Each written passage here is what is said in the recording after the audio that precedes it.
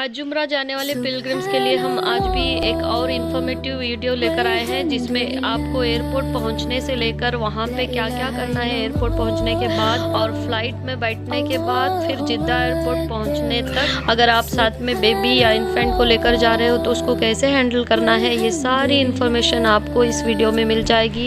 और कुछ ऐसी इम्पोर्टेंट बातें हैं जिनका ध्यान रखना बेहद ज़रूरी है। अगर लापरवाही कर देंगे तो हज उम्रा करने वालों पर दम लागू हो जाएगा, यानी कि बकरा देना ज़रूरी हो जाएगा, के लिए बेहद ज़रूरी है। तो बिना स्किप किए आप सारी की सारी वीडियो ज़रूर देखिए।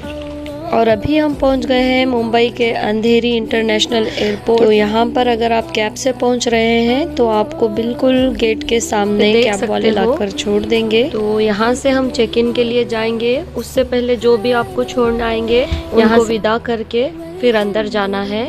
तो अंदर जाने की जो भी फॉर्मेलिटीज़ है मैं आपको आगे चल के दिखाने की कोशिश करूँगी। तो ऑलमोस्ट आप सभी को तो मालूम ही होगा कि जो भी अंदर फॉर्मेलिटीज़ होती हैं। एयरपोर्ट की वीडियो बना रही थी तो जो लोग जानना चाहते हैं उनके लिए थोड़ा बहुत दिखाने की कोशिश कर रही हूँ। आगे जो काउंटर्स दिखाई दे रहे हैं वहाँ पर स्क्रीन के ऊपर आपकी फ़्लाइट नंबर और टाइमिंग रहेगी, तो उस हिसाब से आपको लगेज की चेकिंग के लिए लाइन बनानी है। फिर उसके बाद आपका बोर्डिंग पास मिल जाएगा। लगेज को वहीं पे छोड़ के हम सिक्योरिटी चेक करवा के यहाँ पे आ गए हैं फूड सेक्शन पे। लंच का टाइम हो रहा था तो इसलिए हम खाना खाने के लिए इधर आ गए हैं। सिक्योरिटी चेक कराने के बाद आपको इमिग्रेशन काउंटर्स पे जाना रहेगा। वहाँ पे आपके फिंगरप्रिंट्स, सारे डॉक्यूमेंट्स वगैरह चेक किए जाएंगे। फिर आपके एयरपोर्ट की सारी फॉर्मेलिटीज़ कंप्लीट हो जाएंगी। उसके बाद अगर आपके पास ज़्यादा फ्री टाइम है तो यहाँ पे बहुत अच्छा मॉल है, शॉपिंग एरिया है। अगर आपको किसी भी चीज़ की ज़रूरत पड़ गई तो आप यहाँ से ख़रीद सकते हो, और ऐसे ही घूमने के लिए भी बहुत अच्छा है। हमें तो किसी खास चीज़ की ज़रूरत नहीं थी तो इसलिए हम खाना खाने के लिए आ गए, और वैसे भी टाइम भी नहीं था क्योंकि फ़्लाइट में बैठने से पहले हमें 2 रकात उम्रा की नफिल नमाज अदा करनी होती है। तो हम यहाँ आ गए हैं प्रेयर रूम, यानी कि मस्जिद। ये एयरपोर्ट में ही अवेलेबल है। तो आप देख सकते हो यहाँ पे वज़ू खाना भी है। यहाँ पे एक साथ 2-4 जन आराम से वज़ू कर सकते हैं। 4-5 टैप्स लगे हुए हैं, और यहाँ सामने सिटिंग शेल्फ भी बनाया हुआ है। यहाँ पे आप अपने हैंडबैग्स रख सकते हो और साथ में बैठना हो तो बैठ सकते हो, और सॉक्स वगैरह कन्वीनियंटली निकाल सकते। ये एरिया भी काफ़ी बड़ा है। यहाँ पे एक साथ बहुत सारे लोग नमाज पढ़ सकते हैं। तो हमने पहले जेंट्स लोग को पढ़ने दिया, फिर हमने उमर बेबी को उनके पास छोड़ के अपनी नमाज अदा की। फिर एहराम यहीं से चेंज करना रहेगा। एहराम पहनने के बाद उम्रा की नमाज अदा किए, और उससे पहले जो फ़र्ज़ नमाज होती है, कोई भी वक्त हो, उस फ़र्ज़ नमाज सबसे पहले अदा करें, फिर उम्रा की नमाज अदा करनी है। और नियत हमने नहीं की थी क्योंकि आप यहाँ पे देख सकते हो फूड की पिक्स एग्जाम्पल के लिए। अक्सर लोगों के जहन से निकल जाता है कि एक बार उम्रा की नियत हो जाने के बाद पाबंदियां लागू हो जाती हैं। अगर आप इस तरह का कच्ची प्याज, लहसुन, शिमला का मील्स ले लेते हो तो आपके मुंह में स्मेल आ जाएगी। इसलिए अभी तक हमने नियत नहीं की थी, और हमारा खाना होने के बाद ये हम आ गए हैं अपनी फ़्लाइट के गेट नंबर के पास। फ़्लाइट की टाइमिंग के 5 आवर्स बिफोर आपको पहुंचना है। तो आप सारे फॉर्मेलिटीज़, जो भी प्रोसीजर्स है, बिना किसी टेंशन के आराम से पूरे करके आपके पास बहुत सारा टाइम मिलेगा और आप तसल्ली से ट्रैवल कर पाओगे। और हमने भी ऐसे ही किया है। और ये हमारी फ़्लाइट की अनाउंसमेंट हो रही है। हमारी फ़्लाइट अभी रेडी टू टेक ऑफ है, और सारे के सारे हाजी भी हमारे पीछे आ गए हैं। और इस वाले एलिवेटर से आप जाओगे तो आपके हाथ में अगर बैग है, लगेज बैग या फिर स्ट्रोलर है, तो ईज़िली गेट तक जल्दी से पहुंच जाओगे। और एक इम्पॉर्टेंट बात मैं आपको यहाँ पे बताना चाहूँगी कि आप जैसे ही उम्रा की नियत से घर से निकलते हो तो आपकी ज़ुबान पे कंटिन्यूसली तलबिया, यानी कि लब्बैक अल्लाहुम्मा लब्बैक, लब्बैक ला शरीका लक लब्बैक, इन्नल हम्दा वन नेमता लक वल मुल्क ला शरीका लक। साथ में ये मिस हो जाए तो दरूद और इस्तग़फ़ार का विर्द कंटिन्यूसली रखना है। तो ये तीनों आप पढ़ना बिल्कुल भी मत भूलिए। जब तक आप उम्रा शुरू नहीं कर देते, आपको ये तीनों में से कोई ना कोई पढ़ते ही रहना है।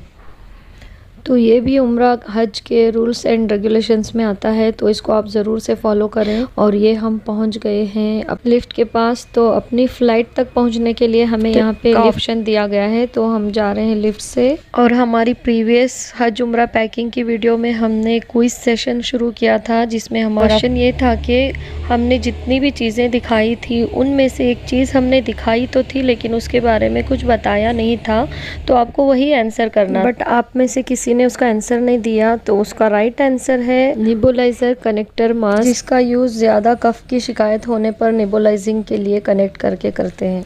और यहाँ पर आप देख सकते हो फ्लाइट के डोर स्टेप तक बग्गी, स्ट्रोलर जो भी है आप लेकर आ सकते हो। और यहाँ पर आने के बाद गेट के पास आप इसको हैंड ओवर कर दोगे तो आपको वहाँ पे उतरने के बाद ये मिल जाएगा। अभी हम अपनी सीट नंबर के अकॉर्डिंग आकर अपनी सीट पे बैठ गए हैं और ये हमारी फ़्लाइट रेडी हो रही है टेक ऑफ के लिए। We were feeling so lucky माशाल्लाह आज का दिन और ये सफ़र अभी तक की अल्हम्दुलिल्लाह सबसे बेहतरीन जर्नी है। पूरी फैमिली के साथ हम लोग उम्रा के लिए जा रहे थे और मेरे हस्बैंड का तो वैसे भी उम्रा पहले भी हो चुका है, बट फैमिली की फीलिंग है ना फैमिली के साथ, वो बहुत प्यारी होती है। अल्लाह ताला सबको ऐसे ही फैमिली के साथ जाना नसीब फरमाए।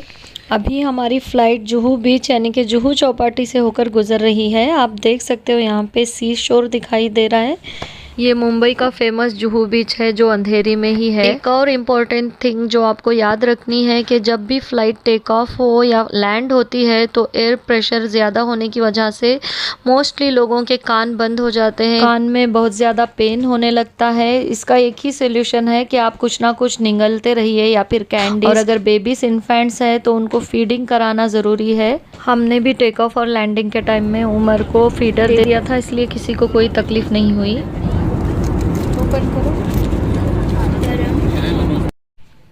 फिर ये हमारा डिनर आ गया था। डिनर में वेज और नॉन वेज दोनों ऑप्शंस होते हैं, आप अपनी चॉइस के हिसाब से जो चाहे वो ले सकते हो। तो ये मेरी बेटी ने नॉन वेज लिया था जिसमें चिकन करी, राइस और मसूर दाल करी थी, और साथ में उन्होंने कोल्ड ड्रिंक के भी दो ऑप्शंस रखे थे, एप्पल जूस और ऑरेंज जूस, और ये रस मलाई भी थी साथ में।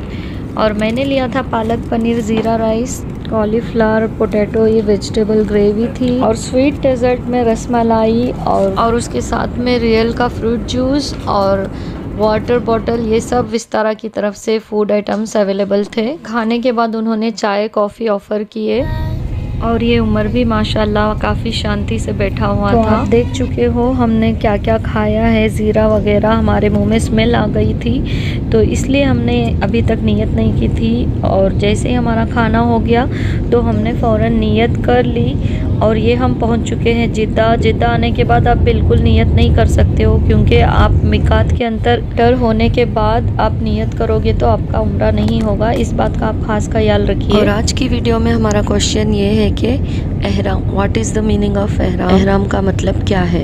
इसका आंसर आपको कमेंट करके बताना है। और ये हम जिद्दा एयरपोर्ट में लैंड करने वाले हैं और बेबी के साथ बिना किसी तकलीफ़ के हम आसानी से सऊदीया की पाक सरजमीन पर पहुंच चुके थे। और यहाँ पर बस आ गई थी सारे पैसेंजर्स को एयरपोर्ट तक पहुंचाने के लिए। तो ये आप सामने देख सकते हो, जैसे ही हम फ्लाइट से उतरे तो बस अवेलेबल थी। जिद्दा एयरपोर्ट पहुंचने के बाद काफ़ी देर तक हमें लाइन लगाकर वेट करना पड़ा सारे डॉक्यूमेंट्स चेकिंग कराने के लिए। फिर उसके बाद हम जिद्दा से मक्का से होटल तक कैसे पहुंचे, सारी डिटेल अगर आपको जाननी है तो हमारी नेक्स्ट वीडियो तक आपको वेट करना पड़ेगा। तो इस वीडियो को मैं यहीं पर एंड कर रही हूँ। अगर आप हमारे चैनल पर नए हो तो वीडियो को लाइक करके चैनल को सब्सक्राइब ज़रूर कर दें और साथ में बेल आइकन हिट कर दे ताकि आपको हमारी आने वाली वीडियोस की नोटिफिकेशन टाइम पे मिल सके। तो मिलते हैं अगली वीडियो में, तब तक के लिए अपना ख्याल रखना। अल्लाह हाफिज़।